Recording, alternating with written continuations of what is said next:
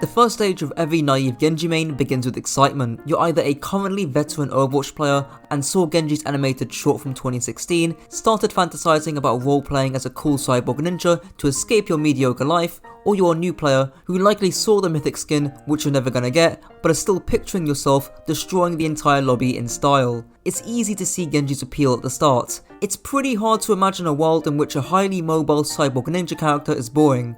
But at the beginning, you're more than likely to be very incompetent at the hero, but you don't really care too much because you can climb walls and deflect everything in your minds. Genji players at this level are likely incapable of landing their shurikens consistently, they clump to their team and climb walls for no reason, and probably die half the time they use their dragon blades. But hey, if the enemy team are equally as incompetent, there's no reason to not be having some fun on the hero.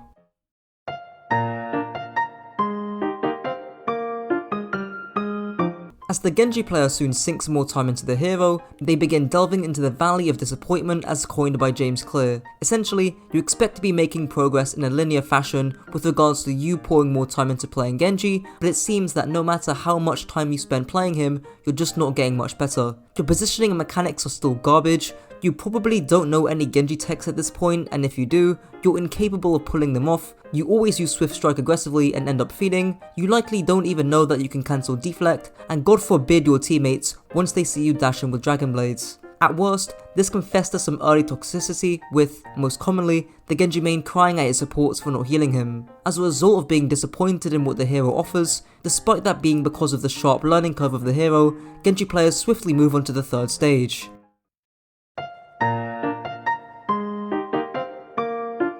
After being unsatisfied with how Genji feels to play, due to the high skill floor, this is the stage where most potential Genji mains will leave. They'll start to experiment with new heroes or with new roles entirely. Genji mains in this stage normally do soft experimentation or hard experimentation. Soft experimentation is just playing heroes who have a similar style or feel to Genji. Since Genji is a mobile hero with some decent range, they'll likely turn to heroes like Echo, Sombra, Tracer, or Soldier at a stretch. Hard experimentation is the exact opposite, looking for roles and playstyles that directly oppose how Genji feels to play. This might be leaning into the low skill floor heroes in the support category like Moira, and to a lesser extent Brigitte, or in the tank category with heroes like Reinhardt, Orisa and Winston. I know I certainly did this. This is mainly because of how much aim heroes like Moira and Reinhardt require when compared to Genji. Alternatively, this could be playing heroes with as much carry potential as Genji, but with slightly lower barriers of entry. This will typically be your flex supports like Ana or Baptiste, or off tanks like Sigma and Roadhog. Landing a biotic grenade and carrying the team fight as Ana is usually easier than pulling off a 5-man Dragon Blade on Genji. However, if neither soft or hard experimentation tempt the Genji main into fully switching heroes, then we go into the fourth stage.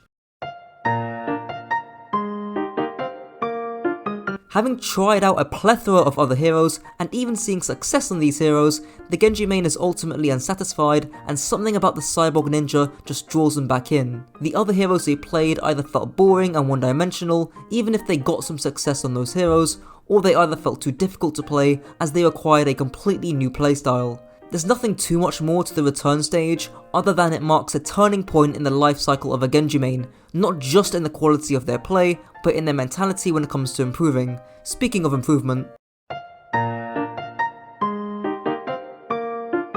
this stage is arguably where the most growth of the Genji main is seen with regards to their play. They likely begin by typing Genji guide into YouTube and clicking the first thing they see. These channels will often be ones like CarQ, Stylosa, Your Overwatch, and any other mainstream content. If they're still unsatisfied and want something more in depth, they'll either make a post asking for advice on Reddit or Discord, or they'll look at more niche Overwatch channels who often give more advanced advice. Some of the people behind these channels are either professional or amateur coaches, meaning they know the game better than most. Some examples include Iostux, Spylo, Egoistcat, Nata, etc. And if we want to take this a step further, if the Genji player is really dedicated, they'll start getting coaching, either by a qualified coach, or they will start to review their own gameplay using the knowledge that they've learned by themselves. Now with Genji, instead of stacking main, the Genji player will actually take angles and poke from range at the beginning of fights. They will actually spot and dual isolated heroes like Widowmaker, Ana, Hanzo and Zenyatta, and they'll make sure that they have all their cooldowns available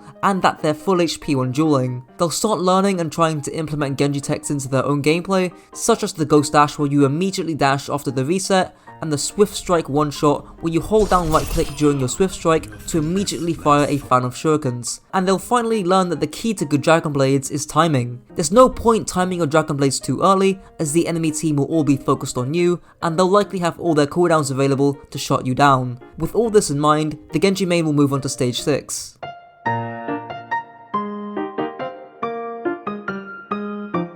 After seeing some decent improvement in their gameplay, the Genji main will finally feel a sense of satisfaction after putting in the hours to learn their hero. They start racking up more kills on the leaderboard, likely top fragging, and also racking up more highlights and play the games. This will cause a positive feedback loop in where the Genji main pours more hours into learning the hero, which increases their skill, and as a result, they will get more reward for doing so, like climbing rank for example. This in turn will motivate the Genji player into pouring even more time into the hero, and thus the feedback loop continues. As their skill in the hero continues to increase, becoming more proficient on the role, they'll maybe start looking to join a team at this point. If they're on console, they'll likely join the Console Gaming League, the biggest third-party tournament system for Overwatch players on console. If they're on PC, they'll likely join their collegiate team or ask around on social media on how to get into a good team.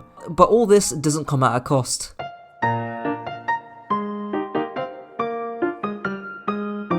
Not all growth is forever, and not all growth is exponential or linear. There will come a point of frustration as the Genji player plateaus and thinks that they know everything they need to know, developing a large sense of ego.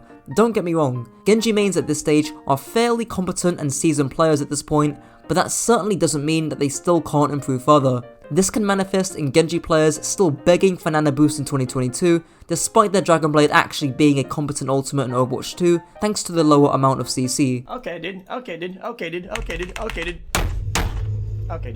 They might also go on this high risk, high reward flanks, which can be a good habit to get into, but they'll often mistime these flanks with their team and end up drastically feeding, proceeding to blame their teammates. If they're even lucky enough to be on a team which, let's be honest, they've likely already left, they'll probably cause some internal issues, being persistent on being a starter and running Genji, even if it isn't optimal for the team. In general, they won't admit when they get Genji diffed, they'll lose 1v1s to supports that they should in theory win against, they'll use their Dragon Blade in a 5v3 just so they can get the 3 kills for their epic Genji montage, and speaking of montages, the amount of mid my eyes have been tortured with is unparalleled. It's called the Midwest because every single thing in it is mid!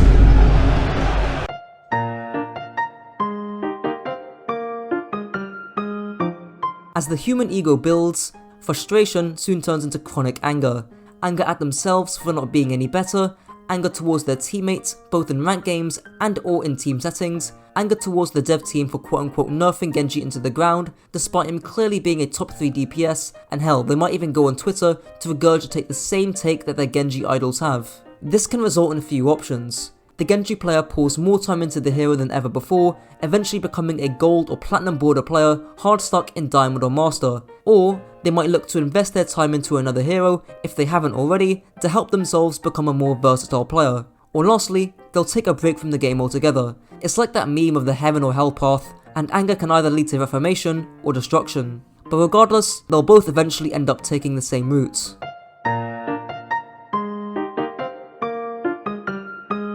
In this stage, the Genji player finally looks inwards and accepts a few basic facts. They realise that in some, if not most cases, the reasons for their losses stems from within their own play rather than from their teammates. They either passively or actively seek advice to improve their own gameplay, scouring the internet for more in-depth advice if they haven't done so already from stage 5. They realise that, weak or strong, meta or throw pick, it ultimately doesn't matter, especially in a game like Overwatch 2 with a heavier emphasis on how you play rather than what you play.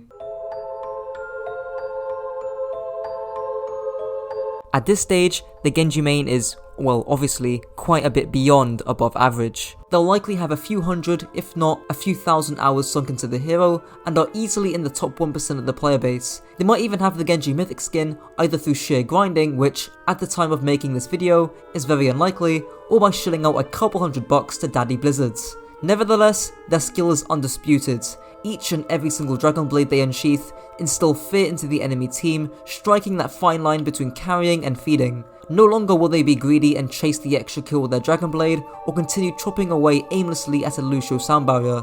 The old age stereotype with all aim no brain is no more. And above all, just taking a look at the Dunning-Kruger graph, the Genji main at this stage is, whilst an expert in his field, straddles the line between things like arrogance and overconfidence to just being confident and stoic in their gameplay. And speaking of such, if you want to improve your mindset when it comes to improving at the game, be sure to check out this video here. And if you guys enjoyed, be sure to subscribe, comment and like, and if you want to see me do another one of these videos but with a different hero, do let me know down below. Until next time.